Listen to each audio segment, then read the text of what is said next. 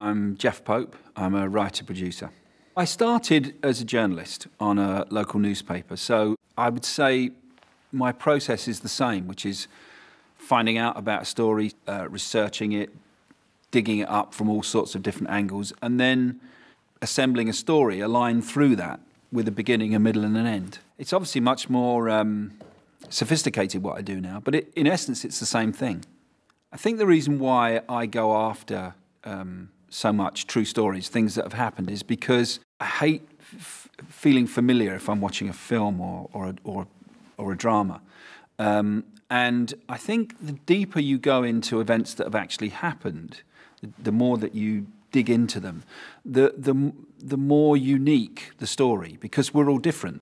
I suppose it's the journalist in me as well. I think that what really interests me is to turn a mirror and reflect what is happening to us. You know, I could watch a documentary, I could read a book, read a newspaper, talk to someone. There's no set route for idea to drama. But I suppose the thing that I'm looking for is something that rises above just the sequence of events. You know, this happened, then this, then this, then this.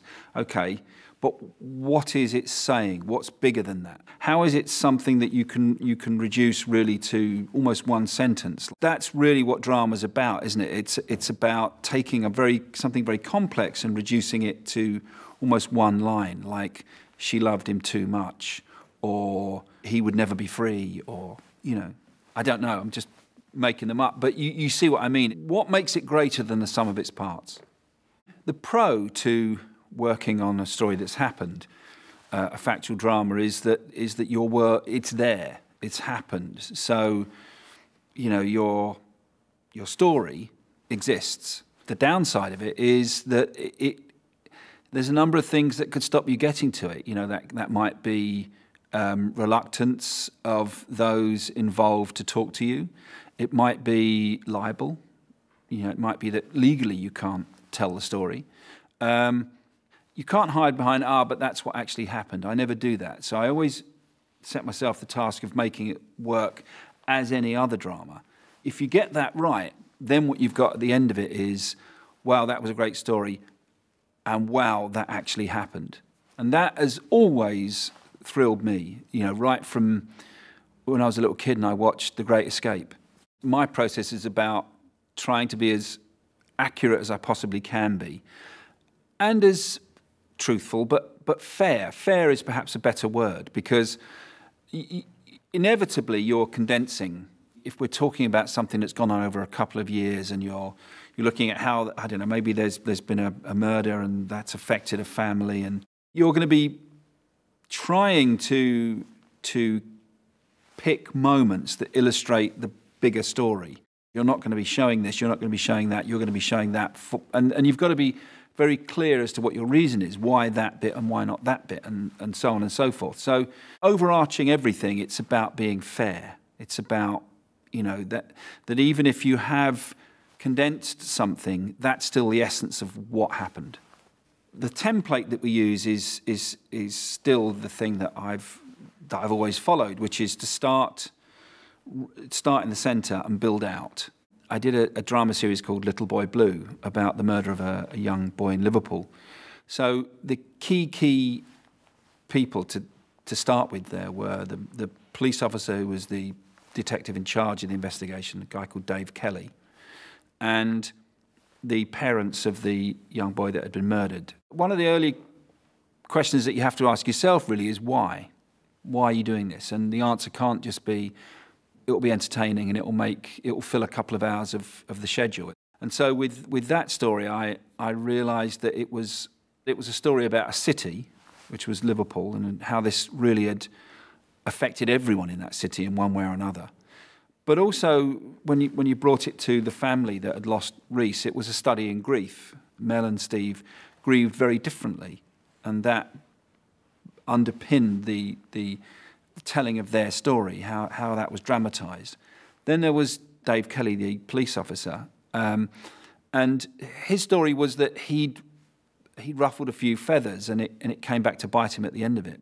He was denied a promotion just when you thought he'd done the most amazing job. It was bittersweet for him. You know, he solved the case and lost his career, really. The centre of the story was going to be the parents and Dave, and then you build out from there other police officers that were involved, because then, you know, it's not about taking, in that instance, what Dave says as gospel. You know, you need to cross-reference what he says, and there were other witnesses who came forward and helped at the trial, and so we needed to contact them, and we needed to understand what was said at the trial. There are transcripts of trials, so I could see the exact words. The interviews with the suspects, again, you can see I can watch the videos of them.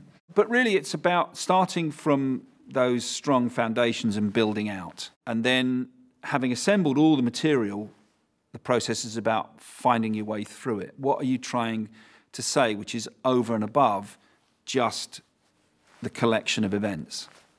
I tend to have a skeleton. The story begins here, then this happens, then this happens, then this happens. And I'm linking things that I know have happened. And then I'll do another pass where I'm adding perhaps bits of dialogue and stuff. You know, he said that here, and this was the thing where this happened to her.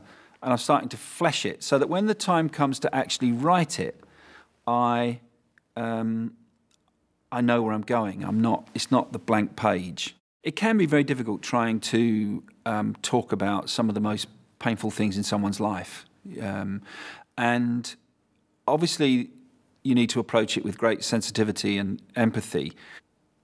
Time is crucial, meaning that you can't rush these things. It may be not until maybe the second, third, fourth time you meet them that you're really getting to the heart of what it's about.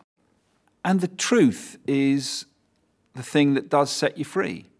You know, I've spoken to people about really painful things that have happened, really traumatic events in their life, and they've given me great detail and trusted me with their innermost thoughts because these things happened, and in a way that, you know, it's comforting to share that, I think, and to know what someone meant to them. I know that I've done the right thing if at the end of it there is a feeling of catharsis on the part of the people who've taken part. Humour is absolutely a bedfellow of drama. You know, I've always felt that the two coexist, and that there's nothing more powerful than to have a funny moment in the midst of something really emotional. When I worked with Steve Coogan on the movie Philomena, we both knew from the beginning that there were going to be opportunities for us to have some fun, to have some laughs. Steve was very passionate about that because, you know, his family on both his mother's and his father's side are Irish, and that world was very familiar to him. You know, a little old Irish lady. She discovers at the halfway mark, because you think it's going to be, she's going to go on this big quest and find her son, and there'll be a great emotional ending where they're reunited. And of course, what actually happens is at about halfway mark, she finds him, but he's dead, and he died a number of years ago. First of all, we love the fact that wasn't cliched, that structure.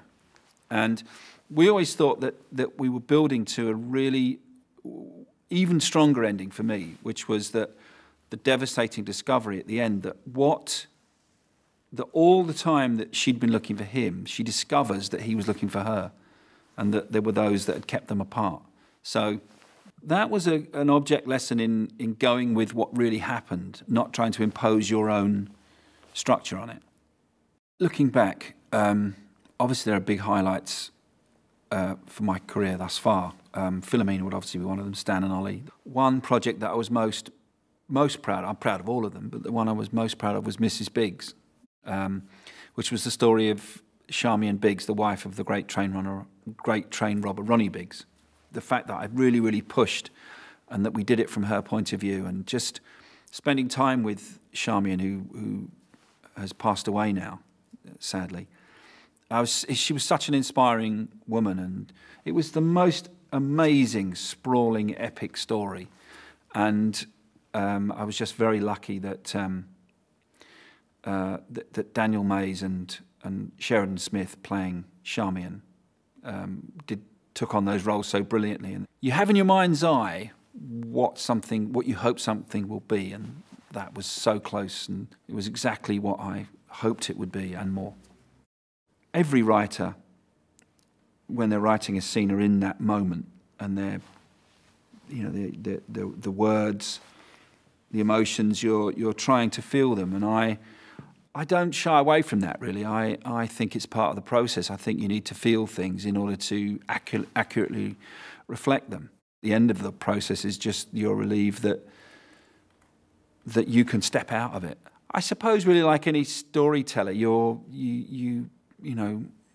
telling a story. You're not the story.